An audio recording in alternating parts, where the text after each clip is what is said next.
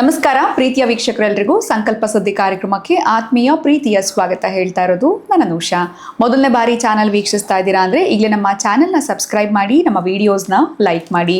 ಇನ್ನು ಪ್ರತಿಯೊಂದು ಸಂಚಿಕೆಯಲ್ಲೂ ಕೂಡ ಸಾಕಷ್ಟು ಉಪಯುಕ್ತವಾಗಿರುವಂಥ ವಿಚಾರಗಳು, ವೇದ, ಶಾಸ್ತ್ರ, ಪುರಾಣ, ಜ್ಯೋತಿಷ್ಯ, ವಾಸ್ತು, ಯಾವುದೇ ರೀತಿಯಾಗಿರುವಂಥ ಸಮಸ್ಯೆಗಳಿದ್ದಲ್ಲಿ ಸರಳವಾಗಿರುವಂಥ ರೆಮಿಡೀಸ್ನ ತಿಳಿಸ್ಕೊಡುವಂಥ ಸ್ಪಿರಿಚುವಲ್ ಗುರು ಡಾಕ್ಟರ್ ವಿಷ್ಣುದತ್ತ ಗುರುಜಿಯವರಿದ್ದಾರೆ. ಬನ್ನಿ ಗುರುಗಳನ್ನ ಕಾರ್ಯಕ್ರಮಕ್ಕೆ ಬರಮಾಡ್ಕೊಳ್ಳೋಣ. ನಮಸ್ತೆ ಗುರುಗಳೇ, ಕಾರ್ಯಕ್ರಮಕ್ಕೆ ಭಕ್ತಿಯ ಸ್ವಾಗತ. ಸೊ 11 ರಾಶಿಗಳ ಒಂದು ಫಲಗಳು ಯಾವ ರೀತಿ ಅಂತ ತಿಳಿಸ್ಕೊಟ್ಟಿದ್ದೀರಾ ಗುರು ಬದಲಾವಣೆಯಿಂದ. ಇನ್ನು ಕೊನೆಯ ರಾಶಿ ಮೀನ ರಾಶಿಯವ್ರಿಗೆ ಗುರು ಬದಲಾವಣೆಯಿಂದ ಯಾವ ರೀತಿಯಾಗಿರುವಂಥ ಫಲಗಳಿರುತ್ತೆ ಇದ್ರ ಬಗ್ಗೆ ತಿಳಿಸ್ಕೊಡಿ. ಓಂ ವಿಶ್ವಸ್ಮೈ ನಮಃ. ಪ್ರೀತಿಯ ಬಂಧುಗಳೇ, ಈ ಮೀನರಾಶಿಯವರು ಹೇಗೆ ಅಂದರೆ ತುಂಬ ದಿನಗಳಿಂದ ಒಂದು ಮೂವಿ ನೋಡಬೇಕಂತ ಆಸೆ ಇರುತ್ತೆ. ಆ ಮೂವಿ ಆ ಒಂದು ಹೀರೋ ಫ್ಯಾನ್ಸ್ ಆಗಿರ್ಬೋದು, ಎಕ್ಸೆಟ್ರಾ ಬಹಳ ಖುಷಿ ಪಟ್ಟು ಟಿಕೆಟೇ ಸಿಗಲ್ಲ ಅಂದ್ಕೊಳ್ಳಿ. ಹೇಗೋ ಟಿಕೆಟ್ ಗಿಟ್ಸ್ಕೊಂಬಿಟ್ಟು 3 ದಿನ ಮೊದಲೇ ಆ ಟಿಕೆಟ್ ಗಿಟ್ಸ್ಕೊಂಡು ನಾಳೆ ಮೂವಿಗೆ ಹೋಗ್ತೀನಿ, ನಾಳೆ ಮೂವಿಗೆ ಹೋಗ್ತೀನಿ, ಇನ್ನೇನು 2 ಅವರ್ಗೆ ಮೂವಿಗೆ ಹೋಗ್ತೀನಿ ಅನ್ನೋವಾಗ ಆ ತಯಾರಿ ಇರುತ್ತಲ್ಲ, ಆ ತಯಾರಿ. ಆ ನಂತರ ಇನ್ನು 1 ಅವರ್ ಇದೆ ಅಂತಂದರೆ ಬಹುಶಃ ಹೀಗೆ ನಾನು ಮೂವಿ ನೋಡ್ತೀನಿ ಅನ್ನೋ ಖುಷಿ ಒಳಗಡೆ ಇರುತ್ತಲ್ಲ, ಆ ಖುಷಿ ಈ ಮೀನರಾಶಿಗೆ ಬರುವಂಥದ್ದು. ಈ ಮಗು ಸ್ಕೂಲ್ಗೆ ಹೋಗ್ಬಿಟ್ಟು ಯಾವಾಗಲೂ ಅಮ್ಮನ ಬಳಿ ಇದ್ದು ತಕ್ಷಣ ಸ್ಕೂಲಿಗೆ ಸೇರಿಸಿದ್ರೆ ಮಗು ಹೊತ್ಕೊಂಡು ಕೂತ್ಕೊಳ್ಳಲ್ವಾ? ಹಾಗೆಯೇ ಒಂದು 2 ದಿನ 3 ದಿನ ಬಿಟ್ಟು ಬಂದ್ರೂ ಒಂದು ಅಮ್ಮ ಬಿಟ್ಟೋಗೋ ಸಮಯದಿಂದ 1 ವಾರದ ಕಾಲ ಆ ಮಗು ಅಡ್ಜಸ್ಟ್ ಮಾಡಿಕೊಂಡು ಆದರೂ ಅಮ್ಮ ಬರಲಿಕ್ಕೆ ಕಾಯ್ತಾ ಇರುತ್ತೆ. ಇನ್ನೇನು ಸ್ವಲ್ಪ ಸಮಯ ಆಯಿತು ಅಂತಂದ್ರೆ 4 ಗಂಟೆನೋ 5 ಗಂಟೆನೋ ಆ ಸಮಯವನ್ನೇ ಎದುರು ನೋಡ್ತಾ ಇರುತ್ತೆ. ಯಾವುದಾದ್ರೂ ವಾಹನ ಬಂದರೆ ಅದನ್ನೇ ನೋಡ್ತಾ ಇರುತ್ತೆ, ಕಾಯ್ತಾ ಇರುತ್ತೆ. ಹಾಗೆ ಅನೇಕ ಬಾಧೆಗಳ, ಅನೇಕ ತೊಂದರೆಗಳ, ಅನೇಕ ಕಷ್ಟಗಳಿಂದ ಇವರು ಅಲ್ಲಿಂದ ಕಾಯ್ತಾ ಇದ್ದರು. ಈಗ ಅವರಿಗೊಂದು ಅದ್ಭುತವಾಗಿರತಕ್ಕಂಥ ಅಮೃತ ಸಿಗುವ ಸಮಯ ಬಂದಾಯಿತು. ಯಾರಿಗೆ? ಮೀನರಾಶಿಯವರಿಗೆ. ತುಂಬ ದಿನಗಳಿಂದ ಒಂದು ಆಸೆ ಇತ್ತು, ಆ ಆಸೆ ಈಡೇರ್ತಕ್ಕಂಥದ್ದು.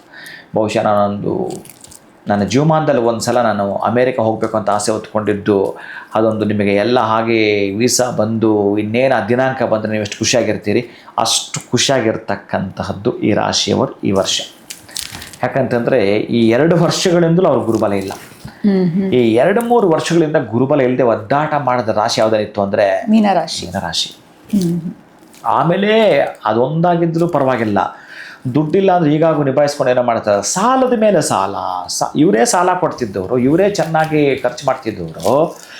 ಹೆಂಗಂದ್ರೆ ತಿಕ್ಕಲಿಂಗೆ ಖರ್ಚು ಮಾಡಿಬಿಟ್ಟು ಈಗ ಇವರು ಮತ್ತೊಬ್ಬರ ಹತ್ರ ತೆಗೆದುಕೊಂಡು ಎಷ್ಟು ಅನಾಹುತಕ್ಕೆ ಸಿಲುಕೊಂಡು, ಇದು ಪರವಾಗಿಲ್ಲ, ಮನೆಯಲ್ಲಿ ನಿಭಾಯಿಸೋ ಕಷ್ಟಗಳು, ಕಚೇರಿಯಲ್ಲಿ ನಿಭಾಯಿಸೋ ಕಷ್ಟಗಳು, ಬಹುಶಃ 12 ರಾಶಿಯವ್ರಿಗೆ ಇಲ್ದಿರೋ ಅಂಥ ಕಷ್ಟಗಳು ಇವರೊಬ್ಬರಿಗೆ ಬಂದಿದೆ. ಬಹುಶಃ ಇದು 7.5 ಜೊತೆಗೆ ಗುರುಬಲ ಇಲ್ಲದೆ ಇರುವಂಥದ್ದು. ಇನ್ನು ಆಕಸ್ಮಿಕ ಏನಾದರೂ ದಶಾಭುಕ್ತಿಯನ್ನು ಕೆಟ್ಟಿದ್ರೆ ಇನ್ನೇನೇನಬೇಕೋ ಗೊತ್ತಿಲ್ಲ. ಈ ರಾಶಿಯವರೆಗಿದ್ದ ತ್ರಿಶಂಕು ಸ್ಥಿತಿಯಿಂದ ಹೊರಗೆ ಬರ್ತಕ್ಕಂತಹ ಸುವರ್ಣಾವಕಾಶ ಈ ಒಂದು ಮೀನರಾಶಿಯವರೆಗೆ. ಅತ್ಯಂತ ಕೆಟ್ಟ ಕಾಲ, ಒಂದ್ರ ಮೇಲೆ ಒಂದು ಬೆಳೆಗಳು ಇಟ್ಟು ಲಾಸ್ ಆಗಿಬಿಡ್ತು.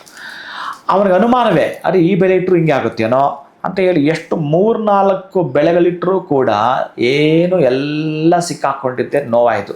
ಈ ಬೆಳೆನೂ ಇಟ್ಟಿದ್ದಾನೆ, ಬಹುಶಃ ಅನುಮಾನ ಇದೆ, ಬಹುಶಃ ಬರಲ್ವೋ ಅಂತ. ಆದರೆ ಈ 4-5 ಬೆಳೆಗಳಲ್ಲಿ ಹೋಯ್ತಲ್ಲ, ಅದರ 10 ಪಟ್ಟಿ ಬೆಳೆ ಬಂದ್ಬಿಡ್ತು. ಅವನಿಗಾಗ ಖುಷಿನೇ ಬೇರೆ.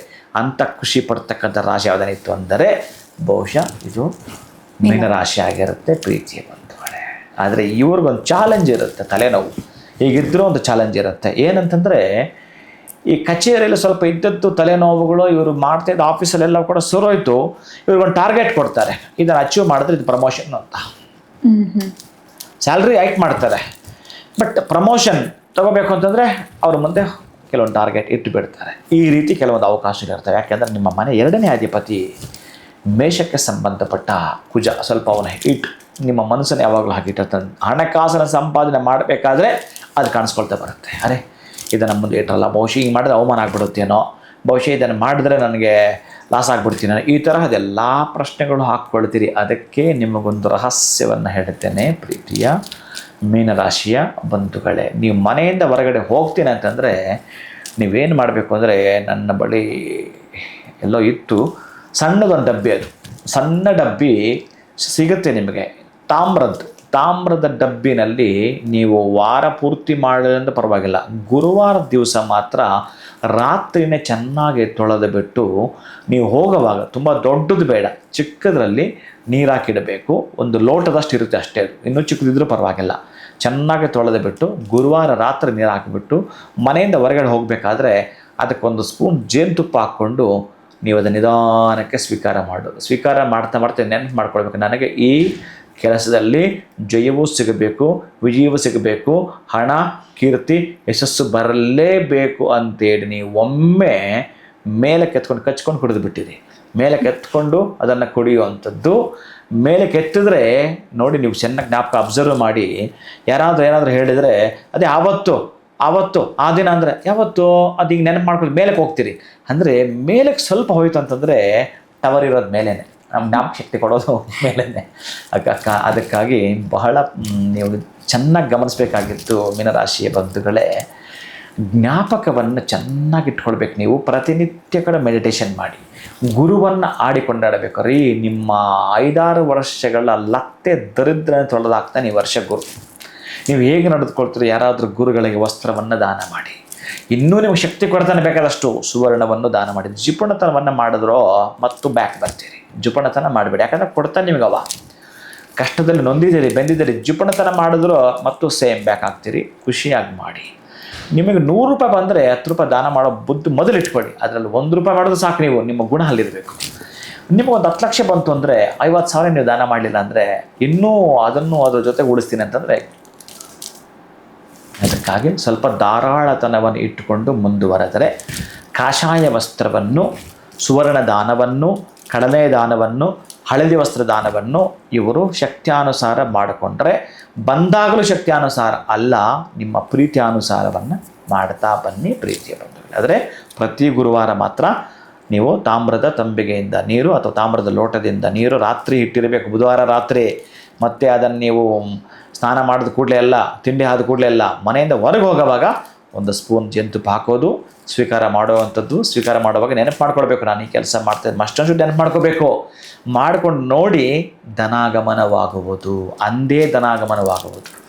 ನಮ್ಮ ಇವರೊಬ್ಬರು ಬರ್ತಾರೆ, ಬಹುಶಃ ಆತನ ನೋಡ್ತಾನೆ, ಡೈಲಿ ನೋಡ್ತಿರ್ತಾನೆ. ನನಗೆ ಮೊನ್ನೆ ಆತ ಬಂದು ಹೇಳಿದಾಗಲೇ ನನಗೆ ಗೊತ್ತಾಗಿದ್ದು, ಗುರುಗಳೇ ನಾನು ಆಟ ಓಡಿಸ್ಕೊಂಡು ಎಲ್ಲೋ ಬಿದ್ದಿದ್ದೆ, ಬಹುಶಃ ನಮ್ಮ ಜೀವನ ಅಷ್ಟೇ ಮುಗೀತು, ನಾನು ಈ ಊರು ಆ ಊರಿಗೆ ಬಿಟ್ಟು ಎಲ್ಲೆಲ್ಲೋ ಹೋಗ್ಕೊಂಡು ಇನ್ನು ಸಾಲ ಅಷ್ಟಿತ್ತು, ಪಲಾಯನ ಆಗಬೇಕು ಅಂತಿದ್ದವನು, ನಿಮ್ಮ ವಿಡಿಯೋ ಒಂದು ನೋಡಿ ಬಂದೆ, ಅಲ್ಲಿಂದ ಆಚೆಗೆ ನನ್ನ ಜೀವನ ಬದಲಾಯಿತು ಗುರುಗಳೇ. ಇವಾಗ ಆಟ ಪಕ್ಕಕ್ಕೆ ಬಿಸಾಕಿ, ಆತ ಹೆಂಗೆ ಹೇಳ್ತಾನೆ, ಬಿಸಾಕಿ ರಿಯಲ್ ಎಸ್ಟೇಟ್ಗೆ ಇಳಿದಿದ್ದಾನೆ. ಮೊನ್ನೆ ಎಷ್ಟು ಮಾಡಿದೆಪ್ಪ ಅಂದ್ರೆ, ಗುರುಗಳೇ ನಾನು ನಿಮಗೆ ಮೊದಲು ಹೇಳಬೇಕಾಗಿತ್ತು, ಹೇಳಿ ಇವತ್ತು ಹೇಳ್ತಾ ಇದ್ದೀನಿ. ಸುಮಾರು ಒಂದು 10-15 ಬಿಸ್ನೆಸ್ ಮಾಡಿದ್ದಾನೆ, ದೊಡ್ಡ ಮಟ್ಟದ ಬಿಸ್ನೆಸ್ಸು. ಮಗಳಿಗೆ ಮದುವೆ ಖುಷಿಯಿಂದ ಮಾಡ್ತಿದ್ದಾನೆ, ಸಾಲ ಎಲ್ಲ ತೀರಿಸ್ಕೊಂಡಿದ್ದಾನೆ. ಬಹಳ ಆತನ ಹೇಳಿದ್ದಕ್ಕೆ ನಾನು ನಿಮಗೆ ಹೇಳ್ತಾ ಇಲ್ಲ, ನಾನು ಹೇಳಲ್ಲ. ಆತ ಹೋಗಿ ಜಮೀನು ನೋಡ್ಕೊಂಡು ಬಂದು ಸೆಲ್ಲರ್ ಬೈಯರ್ ಮಧ್ಯೆ ಮಾತಾಡಿದಾದ್ಮೇಲೆ, ನಾನು ರಾತ್ರಿ ಕನಸಲ್ಲಿ ಹೋಗ್ತೀನಿ, ನೆಕ್ಸ್ಟ್ ಡೇ ಅದು ಕೆಲಸ ಆಗುತ್ತಂತೆ. ಯಾವತ್ತು ಕನಸಲ್ಲಿ ಹೋಗಲ್ವೋ ಅದು ಮಕಾಡೆ ಮಲಗಿದ ಆಗಲ್ವಂತೆ, ಅದಾಗೋದೇ ಇಲ್ವಂತೆ. ರಾತ್ರಿ ಬಂದರೆ ಆವತ್ತು ಬೆಳಗ್ಗೆನಂತೂ ಇನ್ನೂ ಒಂದು ವಾರ ಮುಂದಕ್ಕೆ ಹಾಕಿರ್ತಾರಂತೆ. ಆದರೂ ಇದ್ದಕ್ಕಿದ್ದಂಗೆ ಇಬ್ಬರು ಮಾತಾಡಿಲ್ಲ, ನಾಳೆನೇ ಮಾಡ್ಬೇಡ ಬನ್ನಿ ಅಂತ ಅಡ್ವಾನ್ಸ್ ಕೊಟ್ಬಿಟ್ಟು ಕ್ಲಿಯರ್ ಮಾಡ್ತಾರಂತೆ. ಬಹುಶಃ ಅದು ಆತನಿಗೆ ರಾತ್ರಿ ಗುರುಗಳು ಕನಸಲ್ಲಿ ಬಂದ್ಬಿಟ್ರೆ ಸಾಕಪ್ಪ ಅಂದ್ಕೊಳ್ತಾನಂತೆ. ಬಂದ್ಬಿಟ್ರೆ ಸಾಕು ಅಂತ ಅಂದುಕೊಂಡು ಆ ಕೆಲಸವನ್ನು ಮಾಡ್ಕೊಳ್ಳೋದು. ಹಾಗೆ ನೀವೇನು ಮಾಡಬೇಕಂದ್ರೆ, ಗುರುನ ನೆನಪು ಮಾಡ್ಕೋಬೇಕು. ಗುರುನ ನೀವು ಅದನ್ನು ಸ್ವೀಕಾರ ಮಾಡುವಾಗ ನೀವು ಗುರು ಬೃಹಸ್ಪತಿಯೇ ನಮಃ ಅಂತ ಆ ಇಮೇಜನ್ನು ನೀವು ತಂದುಕೊಳ್ಬೇಕು ಮನಸ್ಸಿಗೆ. ಯಾಕಂದ್ರೆ ಅಷ್ಟು ನೊಂದಿರ್ತೀರಿ. ಈ ಒಂದು ಮೀನರಾಶಿಯವರು ಸಾಡೆ ಭಯ ಪಡಬೇಡಿ. ಆ ಕಡೆ ಶನೇಶ್ವರನಿಗೆ ಸಂಬಂಧಪಟ್ಟ ಸೇವೆಯನ್ನು ಮಾಡ್ಕೊಳ್ತಾ ಬನ್ನಿ. ಗುರುಬಲ ಬಂದಾಯಿತು, ಹಣಕ್ಕೆ ಕೊರತೆ ಇಲ್ಲ. ಒಂದು 150 ಗ್ರಾಮ್ ನೆಮ್ಮದಿಗೆ ಸ್ವಲ್ಪ ತೊಂದರೆ ಆಗಬಹುದು. ಹೆಂಡತಿನ ತಾಯಿನ ಮ್ಯಾನೇಜ್ ಮಾಡೋದೇ ದೊಡ್ಡ ಕಷ್ಟ ಆಗಿಬಿಟ್ಟಿರುತ್ತೆ ಮನೆಯಲ್ಲಿ. ಯಾವ ಕಡೆ ಅಂತ, ಈ ಕಡೆ ಹೋದರೆ ಇವ್ರಿಗೆ ಕಷ್ಟ, ಈ ಕಡೆ ಹೋದರೆ ಅವ್ರಿಗೆ ಕಷ್ಟ. ಈ ತೊಳಲಾಟದಲ್ಲಿ ಒತ್ತಾಟ ಮಾಡೋವಂಥ ಸನ್ನಿವೇಶಗಳೆಲ್ಲ ಒಂದು 150 ಗ್ರಾಮ್ ಇರುತ್ತೆ. ಕಿಲೋ ಇದ್ದಿದ್ದು 150 ಗ್ರಾಮ್ ಉಳ್ಕೊಂಡಿರುತ್ತೆ. ನಿಭಾಯಿಸಿ. ಶನಿ ಸ್ವಲ್ಪ ನೋಡ್ಕೊಳ್ತಾನೆ. ಶನೇಶ್ವರ ಇದ್ದಾಗ ಎಲ್ಲಿಯಾದರೂ ಕ್ಷೇತ್ರಗಳಿಗೆ ಹೋಗುವಂಥದ್ದು ಒಂದಷ್ಟು ಸೇವೆಯನ್ನು ಮಾಡುವಂಥದ್ದು. ಅದು ಶನೇಶ್ವರ ಏನಾದರೂ ಅಮಾವಾಸ್ಯೆ ಅಂತಿದ್ದ ಶನಿ ತಿಥಿ ಬಹಳ ಅದ್ಭುತ ಇರುತ್ತೆ. ಅವತ್ತು ಮಾತ್ರ ಮರೀದೆ ಒಂದು ಸೇವೆಯನ್ನು ಮಾಡಿಕೊಳ್ಳುತ್ತಾ ಬನ್ನಿ. ಯಾಕಂದರೆ ನಿಮಗೆ 7.5 ಇರುತ್ತೆ. ಗುರುಬಲ ಇರೋದ್ರಿಂದ ಈ ವರ್ಷ ನೀವು ಚೆನ್ನಾಗಿರ್ತೀರಿ ಪ್ರೀತಿಯ ಬಂಧುಗಳೇ. ಮೀನರಾಶಿಯವರಿಗೆ 2 ವರ್ಷದಿಂದ ತುಂಬ ಕಷ್ಟಗಳು ಸಾಲಗಳಲ್ಲಿ ಸಿಕ್ಕಾಕೊಂಡಿರೋರಿಗೆ ಈ ಒಂದು ಜೂನ್ 2 ನಂತರ ಅದ್ಭುತವಾಗಿರುವಂಥ ಒಂದು ಸಮಯ ಬರ್ತಾ ಇದೆ ಅನ್ನೋದ್ರ ಬಗ್ಗೆ ತಿಳಿಸ್ಕೊಟ್ರಿ. ಇದೇ ಒಂದು ರೀತಿ ಖುಷಿಯಾಗಿರುವಂಥ ವಿಚಾರ ಅಂತ ಹೇಳ್ಬೋದು. ಯಾಕಂದರೆ 2 ವರ್ಷದಿಂದ ಕಾದಾಗ ಅವ್ರಿಗೆ ಗೊತ್ತಿರುತ್ತೆ ಯಾವ್ಯಾವ ಸಮಸ್ಯೆಗಳಾಗಿರುತ್ತೆ ಅಂತ. ಇನ್ನು ದಾನಗಳಲ್ಲಿ ವಿಶೇಷವಾಗಿ ಯಾವೆಲ್ಲ ದಾನವನ್ನು ಮಾಡಬೇಕು ಅವರು ಅನ್ನೋದ್ರ ಬಗ್ಗೆ ಕೂಡ ತುಂಬ ಅದ್ಭುತವಾಗಿ ತಿಳಿಸ್ಕೊಟ್ರಿ. ಗುರುವಾರವನ್ನು ಹೇಗೆ ಬಳಸ್ಕೊಳ್ಬೇಕು ಅವರು ಅಂತ ಕೂಡ ತಿಳಿಸ್ಕೊಟ್ಟಿದ್ದೀರಾ. ಧನ್ಯವಾದಗಳು ಗುರುಗಳೇ, ನಮಸ್ಕಾರ. ಹರೇ ಶ್ರೀನಿವಾಸ. ಸೊ ನಿಮ್ಮದು ಮೀನರಾಶಿ ಆಗಿತ್ತು ಅಂತಂದರೆ ಈ ಒಂದು ವರ್ಷ ಜೂನ್ 2 ನಂತರ 1 ವರ್ಷಗಳ ಕಾಲ ನಿಮ್ಮ ಒಂದು ಟೈಮ್ ಯಾವ ರೀತಿ ಇರುತ್ತೆ ಅನ್ನೋದ್ರ ಬಗ್ಗೆ ಗುರುಗಳು ತಿಳಿಸ್ಕೊಟ್ಟಿದ್ದಾರೆ. ಸೊ ಜೂನ್ 2 ನಡೀತಾ ಇರುವಂಥ ವಿಶೇಷವಾಗಿರುವಂಥ ಪೂಜೆಯಲ್ಲಿ ತಾವೆಲ್ಲರೂ ಕೂಡ ಪಾಲ್ಗೊಳ್ಳೋದಕ್ಕೆ ಅವಕಾಶ ಇರುತ್ತೆ. ಹೆಚ್ಚಿನ ಮಾಹಿತಿ ಬೇಕು ಅಂದರೆ ಸ್ಕ್ರೀನ್ ಮೇಲೆ ಸಂಖ್ಯೆಗಳು ಬರ್ತಾ ಇದೆ, ನೇರವಾಗಿ ಕರೆ ಮಾಡಿ ಅಂತ ಹೇಳ್ತಾ ಕಾರ್ಯಕ್ರಮವನ್ನು ಮುಗಿಸುವಂತಹ ಸಮಯ ಆಗಿದೆ. ನಮಸ್ಕಾರ.